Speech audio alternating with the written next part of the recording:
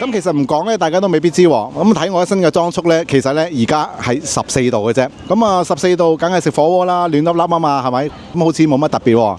咁啊，你又錯啦。其實咧有樣嘢咧，大家又係未必知嘅。中山脆肉鯇咧，個越凍嘅天氣咧，佢就會越脆嘅。咁如果你唔信嘅話咧，咁我哋而家就出發去睇下啦。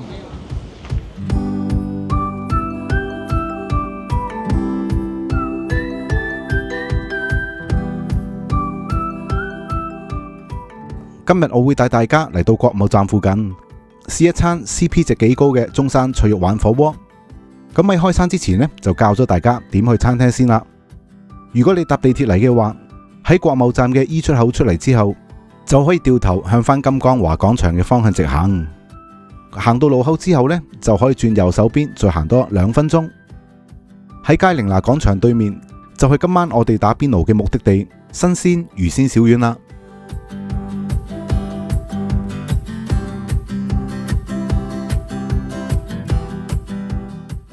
呢度嘅裝修主要都係走親民嘅路線，咁入面雖然呢就唔算係好闊落，但係勝在空間感都做得唔錯，唔會話局局促促嗰隻。而呢度嘅設計就係行簡約嘅工業風，白牆呢就配個木台凳，睇落都乾乾淨淨，坐落去食飯都幾舒服同埋幾自在嘅。坐低咗之後呢，我哋就嗌咗一個呢3至4人餐啊，咁啊呢個3至4人餐呢，就賣298蚊啊，咁啊阿店員就話呢，之前係呢個餐係做398嘅，而家呢就298，咁啊即係圍埋4個人，即係每人都係75蚊到啦，係啦，咁我哋就睇下呢裡面有啲咩食先。咁呢度嘅298套餐係有4款湯底可以揀嘅，咁啊上一次呢，我就嚟試咗粥底啦，今次呢，就轉下口味，揀個貴州野果酸湯，再配5指毛肚嘅雙拼。而呢個餐嘅配料都唔嘢少嘅喎，咁佢除咗有魚生生蠔4隻，大份嘅脆肉鯇魚片，仲有一份魚頭魚骨。咁熟食方面呢，就有椒鹽魚骨，肉類方面就有松林走地雞同埋鮮切長川牛。咁主食呢，仲配多份乾炒牛河，仲有蔬菜拼盤同埋1份嘅響鈴。啲嘢食就到齊啦，咁我哋就即刻開餐啦。其實呢個餐呢，只不過係298，你見到298呢已經係成個圓台差唔多擺到 full 晒㗎啦。咁而家個湯呢就滾起咗啦。喂，咁你想試邊個先？兩個湯，你想試邊個？你試5指毛肚，好啊。咁我試隔離嗰個。咁呢我就冇我 friend 呢咁鬼斯文啦嚇，咁啊用匙羹飲啊，我呢就咁飲算啦。咁因為呢個湯裡面呢係有啲百香果喺裡面啊，味道呢係真係幾酸下嘅喎。不過呢，呢個酸味呢其實係有層次嘅。你飲到呢有百香果嗰隻甜甜酸酸嘅味啦，亦都係飲到番茄嗰隻味喺度嘅。所以我覺得呢個湯嘅味道呢都幾有層次嘅。係啦，喂，咁你呢個係點啊？哇！呢個湯啊，你見到咁多杞子啊，同埋啲紅棗喺度，就知道好滋潤啦。咁我諗，如果等陣攞嚟食嗰啲雞呢，應該會幾夾嘅。咁試完個湯之後呢，我哋就唔食個雞住，我哋呢就試咗個椒鹽魚骨先。咁頭先呢，我就入咗廚房裏面呢，係影呢條魚骨係點樣炸嘅。呢度呢，的而且確呢係用一條新鮮嘅魚呢去做呢條椒鹽魚骨嘅。咁而家呢，就試下先。咁幾脆口喎。咁同埋呢，你食嗰陣時呢，你係唔會覺得佢裏面係油淋淋嘅，因為呢，佢係炸完之後呢，佢係有複炸一次嘅，逼晒嗰啲咁樣嘅油份出嚟嘅。咁佢除咗香口之外呢，食嘅時候呢，亦都唔會話油淋淋嗰啲咁嘅嘢嘅。不過呢，食呢個椒鹽骨呢，最重要係啲咩呢？就梗係飲翻杯啤酒啦。嚟，喂！咁呢個餐裏面呢，就有一個魚頭魚骨啊。咁而家呢，就咁見呢，嗰啲魚肉呢，其實都好厚下嘅。而家就先將佢放湯先，熬啲味出嚟。咁啊，跟住呢，就睇下個湯呢會唔會再好飲啲啦。好啊，咁啊，跟住呢，就嚟到今晚嘅重頭戲呢，就係頭先我出邊講嘅中山脆肉鯇啦。不過喺打邊爐之前呢，我哋就出去攞咗個調味料先。咁嚟到醬料區，雖然啲調味料就有好多嘅選擇，咁但係食脆肉鯇，我就有一套獨門嘅秘方俾大家啦。咁首先呢，我就強烈建議一定呢要加呢度嘅花生熟油。最後呢，我就自製咗一碟油醬油、大量嘅芫茜碎同埋花生熟油嘅調味。咁大家嚟到就一定要試試啦。因為呢，我次次嚟親都係咁調，保證呢就唔會令你失望噶。咁講到主角嘅中山脆肉鯇，呢度每條嘅脆肉鯇都係經過咗30日嘅吊水，確保喺食嘅時候完全呢就冇泥味。嗱，咁你睇下啦，啲魚片切出嚟表面都係乾乾淨淨，完全呢就唔會話血淋淋，處理得呢都好專業，咁食落就自然更加放心啦。咁呢啲脆肉鯇呢，我啱啱呢就喺兩個唔同嘅湯底度呢都錄咗一片出嚟啊。咁呢，我而家就試下呢一個叫做五指毛肚湯先。脆啦，點會唔脆啊？同埋呢，佢係冇泥味啊。不過呢，我就會建議你呢，點我建議你嗰個醬，嗰個醬呢，因為佢裡面係有花生油喺裡面，即係有熟油喺裡面啊。熟油點魚呢係特別好食嘅。你就算係用一個冇咁激烈嘅湯呢，去灼呢個中山脆肉鯇呢，點咗呢個醬就真係好食好多嘅。跟住呢，就試下用呢個貴州湯底灼嘅脆肉鯇啦。咁用呢個貴州湯底灼出嚟嘅脆肉鯇呢，佢個味道呢就會有少少似我哋煲緊嗰啲番茄魚湯嘅味道啊。咁但係咧，如果呢個食法嘅話咧，我就建議你咧就可以乜都唔使點噶啦嚇，因為咧佢本身有個番茄味咧，已經係一個最好嘅調味嚟嘅。千祈唔好咧就再點我建議俾大家嗰個醬汁啊嚇。咁如果咁樣點出嚟咧，又酸又鹹咧，我覺得個味道就唔係好夾嘅。如果你用貴州湯嘅話咧，淨食就 OK 嘅啦。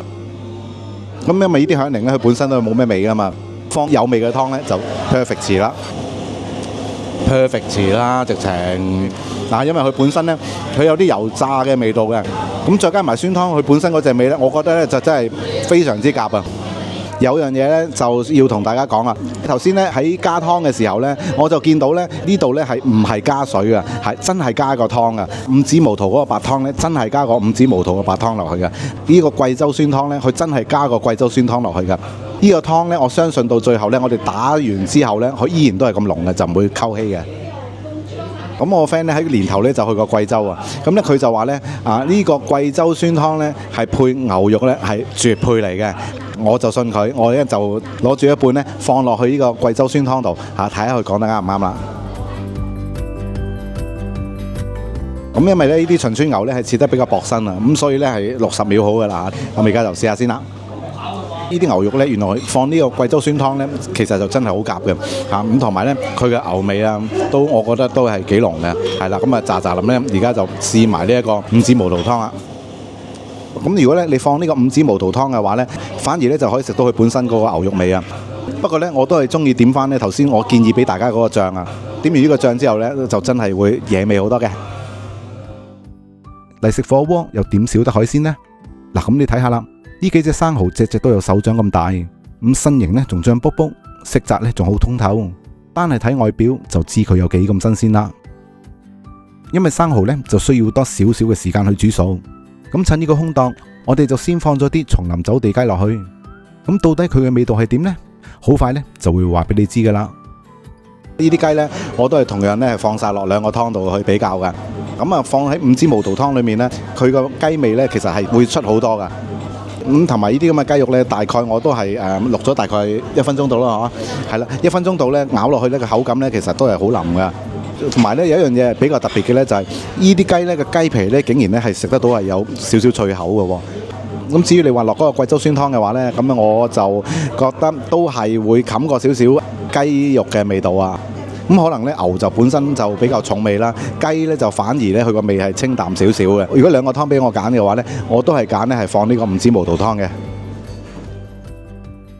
咁咧我就同我 friend 講咗噶啦，我就堅持咧呢個蠔咧就唔放呢個貴州酸湯嘅嚇，我堅持咧就要食佢嘅原味啊。咁所以咧我就放落去呢個五指毛肚湯裏面啦。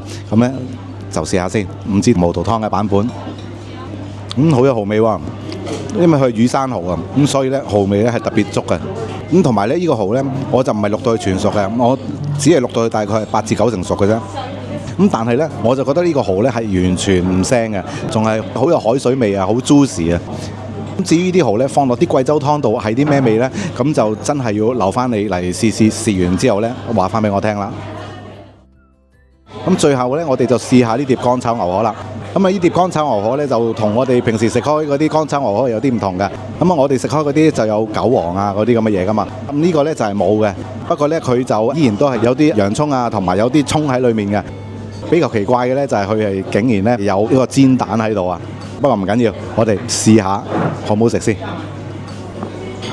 喂，咁呢碟乾炒牛河咧就真係有啲驚喜喎。咁我朋友初就話咧，呢碟牛河上嘅時候咧，佢個顏色咧同香港嗰啲比咧，可能係會淡色咗啊。但係咧食落咧係真係好有鑊氣嘅喎。咁同埋呢，佢裏面呢啲牛肉係用咗我哋啱啱頭先我哋打邊爐嗰啲牛肉啊，所以食嘅時候呢，我覺得佢係特別新鮮嘅。咁同埋咬落去呢，呢啲牛肉呢係唔會話炒到柴晒啊，依然都係好腍嘅。咁整體上呢，呢碟牛河呢，我覺得呢就真係好有驚喜嘅。咁如果你嚟到嘅話呢，就算你唔係食套餐散叫呢，我覺得呢個牛河呢都係值得叫嘅。咁食完火鍋又點少得嚟個甜品收尾呢？咁今次呢，我哋就額外點多2份嘅甜品，分別呢就係呢碟視覺效果滿分嘅濟州島骨芝麻薯，同埋呢杯超有少女心嘅雲朵泰奶。咁呢，廢話唔講，即刻試味。咁與其呢，你話呢個骨芝麻薯呢係一個甜品嘅話呢，咁我就覺得呢，佢似係一個飯後果多啲啊。咁因為呢，佢上面呢係用咗一啲新鮮嘅甜甘啊，咁啊再加埋呢，佢上面嗰啲紅豆呢。咁兩樣甜甜夾出嚟呢，我覺得係幾好食嘅。咁兼且佢口感呢係軟糯得嚟呢，你又可以食到呢食甜甘嗰種爽爽地嘅口感啊。咁我就覺得呢，呢個手製嘅甜品呢就真係好有誠意嘅。跟住我哋飲呢杯嘅雲朵泰奶呢，係喺呢個餐度係唔包嘅，我哋自己再叫嘅啫。咁不過呢杯嘢嘅賣相呢，就其實就真係好骨子啊。上面呢竟然呢係會見到一個蛋黃喺度，試下啲蛋白先。咁啊蛋黃加蛋白咁啊嘅奶茶真係第一次飲。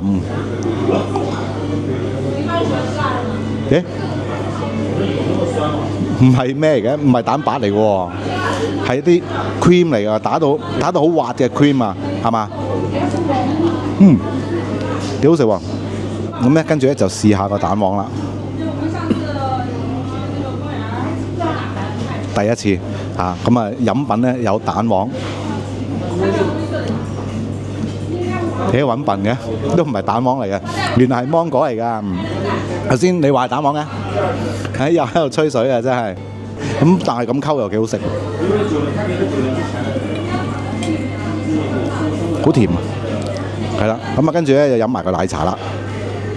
唔怪得知叫泰奶啦，原來咧佢嘅味道咧就真係好有呢個泰式奶茶嘅味道啊！嗱，因為我上個星期咧就已經去過泰國一次啊嘛，咁啊飲過唔少嘅泰式奶茶啦。呢杯嘢咧真係有少少似泰式奶茶嗰啲 feel 啊，係嘛？都唔係少少，好似係直情係添，好似啊。咁同埋呢杯奶茶嘅味道咧就唔算係太甜嘅。咁對於我嚟講咧就真係啱啱好啦。呢個298嘅套餐又有魚又有雞又有生蠔，咁性價比咧就真係冇得輸噶啦。特別係個5指毛肚湯底，加埋啲魚骨落去煮完，個味道就真係鮮甜到爆。咁到之後嘅魚片同埋生蠔都係實實在在嘅新鮮貨。不過呢，都要俾定個 tips 俾大家啦。咁呢度嘅位置呢，稍微就有啲隱蔽，第一次嚟嘅話就要小心啲，唔好行過龍啦。咁同埋呢，呢度尤其是係星期六同埋星期日就會特別多人，早啲嚟呢，就唔使等餐懵啦。好啦，今集就嚟到呢度，多謝大家收睇，我哋下條片再見啦，拜拜。